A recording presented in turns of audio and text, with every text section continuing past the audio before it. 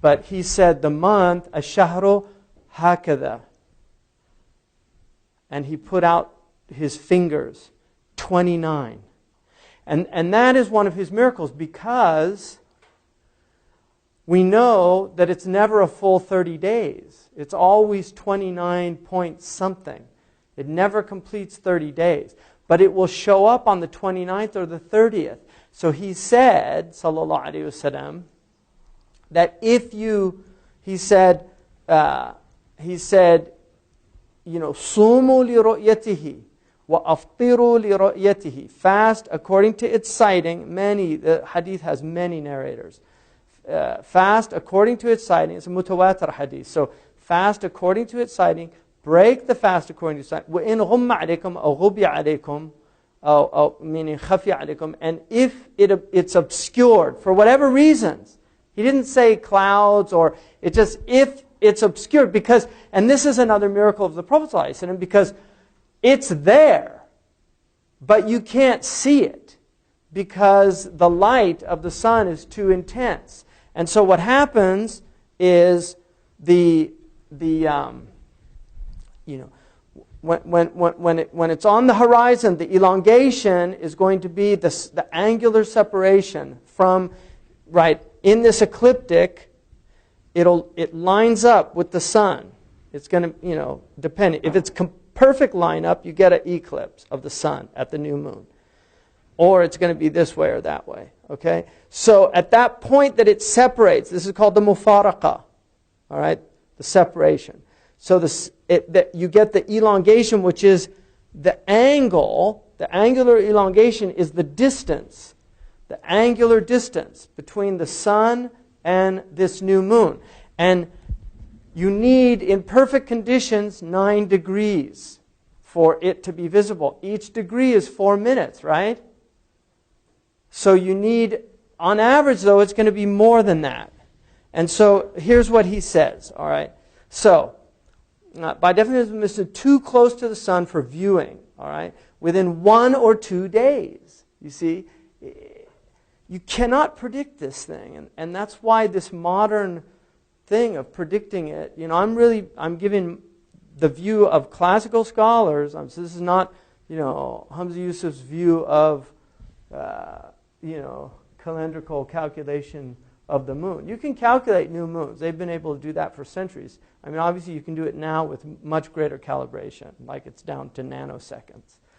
But they've always been able to determine when, Stonehenge, they were doing this. They could determine when the moon was lining up with the sun. And that's why they could predict eclipses 2,000 years ago. So it's not new knowledge. So what he's saying is the first crescent moon appears in the western sky just after the sunset, providing a striking visual event. All right. And for some sky watchers and amateur astronomers, much effort and time is spent attempting to sight the first crescent moon at the earliest possible time after the new moon. This task is not as easy as it seems. Now here's a guy this is apparently all he does, is monitor the moon. All right, I'm not being fair to him because he's done a great service. And this is the only book that I've found of this type where it really goes into a lot of detail. So the task is not as easy as it seems, as visibility of the slender illuminated crescent is affected by a number of variable factors. So there's all these variables, which are called X and Y's, right? These are the unknowns, including local humidity, and this is something Ibn Taymiyyah mentions in Radd al-Mantaqiyin. He says you can't predict he argues against calculation because he said there are too many variables. The climate, the atmospheric content of humidity, whether you're in a northern or a southerly hemisphere. There's all of these variables. And so he says, including local humidity, which produces haze in the atmosphere. Now we've got pollution. Weather conditions, the time of year, the geographical location of the viewer, and the time of day when the new moon occurs, but also where the new moon is in relation to this elliptical orbit. Because sometimes the moon is going to be closer and sometimes further away from the Earth. And this is going to affect the visibility also. So you've got all of these factors coming together to make this day, which the Prophet ﷺ called the day of doubt. And the day of doubt is that the 30th day. He called it Yom Ashak. All right, Yom Ashak, the day of doubt. And he said, Man sama Yom Ashak faqad asa Abul Qasim. Whoever fasts on this day of doubt, out of caution that maybe it's Ramadan, because it could have been Ramadan. Like if there were clouds and it could have been a visible crescent. Maybe they saw it somewhere else. And in those days they didn't have cell phones or radio or television. So he said, still, if you fast that day, you have disobeyed the Prophet ﷺ, because it is a day of doubt. Now, the modern people are saying, oh, we've eliminated this day. You see, this is what the modern calculating engineer Muslims are saying. We've eliminated this day. We're all certain now when it's born. Well, according to NASA and people that actually know something about this, all of them admit you can't predict it in the first 24 hours. So why are they doing that? I don't know. Because they want convenience store Islam, as far as I'm concerned. They want to be able to block it in on that day, cesarean moon births. It's like cesarean births. Doctors love cesarean births because they can schedule their golf in and they can do all their things that, but when they're on call, when they don't know when the baby's coming, right, it doesn't make life easy for them. So the same way with modern Muslims, because they're in this new culture. And they're arguing, oh, well, Islam is about making things easy for people. It's too hard. We need to have national holidays. We want the Eid to be a holiday, so let's make it on. Predict it. We can predict it until the Day of Judgment.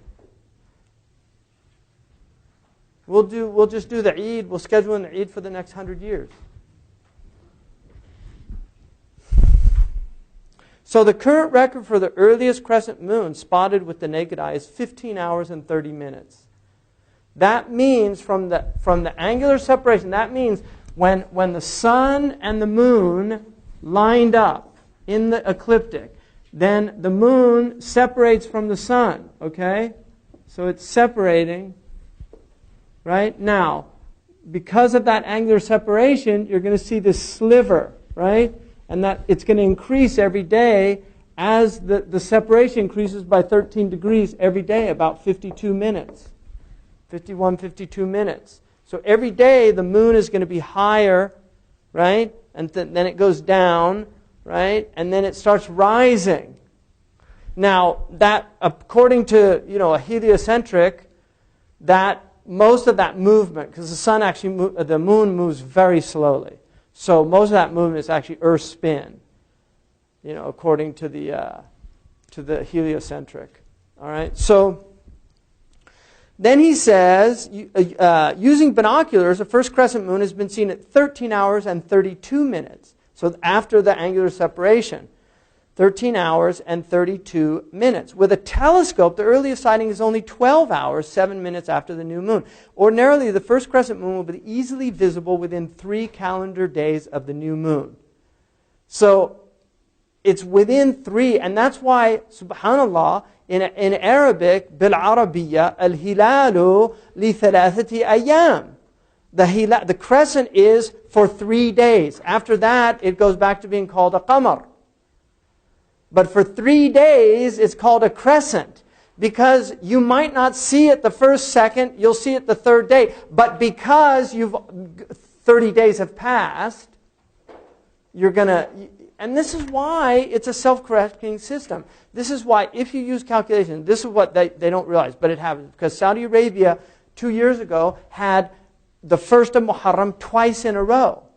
They literally had to, and nobody said anything because, it's just so interesting how they live in this kind of world of, we're going to pretend like nothing's happening. But everybody got up, they got their morning paper, they're drinking their qahwa, right, having their ful mudammas or their tamar or whatever. And it's first of Muharram on the newspaper. And they're kind of thinking like they're in the twilight zone. Wasn't yesterday, and literally the twilight zone, because it's from the twilight that they didn't see the moon. And so because they calculate the moon, they lose a day. So eventually they have to correct it. Whereas if you follow this natural cycle, it will always be self-correcting. You'll never get 2 days off. Whereas if you calculate it, you can actually get 2 days off. And then you're stuck with having to admit, oh, but they don't admit. They just pretend like nothing happened. And then he says, for earthbound viewers before, however, the quest to sight a first crescent moon has existed long before spaceflight, rockets, or even telescopes. Many ancient calendars, in fact, were based on the movements of the moon, and human observation was required to keep track of the beginning of lunar months. In the modern world, a few calendars are still based on lunar rhythms. Fundamentalist Muslims, for example, follow the traditional, so I guess that puts me in that category there, follow the traditional Islamic calendar and must sight the first crescent moon in order to mark the beginning of calendar months. This sighting must be done without the aid of magnification, and 2 reliable witnesses to each sighting are required. That's in a village, but now you need, like in the Hanafi madhab, and I think this is the only valid position now in a globalized environment, especially when you have a lot of unscrupulous people that will just say it because Saudi Arabia announced it, and so they're going to say it, thinking they're doing a good deed or something, I don't know. But I wouldn't trust a sighting of a few people, especially with the modern technology. Like this year we had the problem because they saw the moon in Argentina, but when we called up, only 2 people saw it. The other people in Santiago and other places didn't see it. It was only 2 people from a Shia mosque, and the Shia in North America accepted it. All right, based on their criterion. And then because of the initial news reports, some of the Muslims here accepted it, and it caused a problem in the community. But you have to have a jam' al-ghafir, which means you have to have jama' mustafida, enough people that it's impossible they could have conspired to do it. So that means a lot of people seeing it in some place. Whether, we'll get into that with the Caesarean moon bursts about, whether or not you need local or global sighting. These are 2 valid positions. Both of them are absolutely valid fiqhi positions. I don't have a problem with either of them. I prefer local, but local is increasingly becoming problematic. Then he says, of prime importance is the determination of the start of the holy month of Ramadan on page 74, a time of fasting and devotion. But Muslim communities have a habit of starting their celebrations on different days in any one year due to their varying locations and sky conditions for sighting the crescent moon. Places lying westward of where the crescent moon can first be seen from the earth have a better chance of seeing it. So that would make the very best chance on this planet to see the new moon would be where? It'd be like here, Hawaii. It's the most western places. That's why if Saudi Arabia says they saw the moon and then nobody here sees the moon, it is impossible because the moon is 12 hours older than when they saw it there.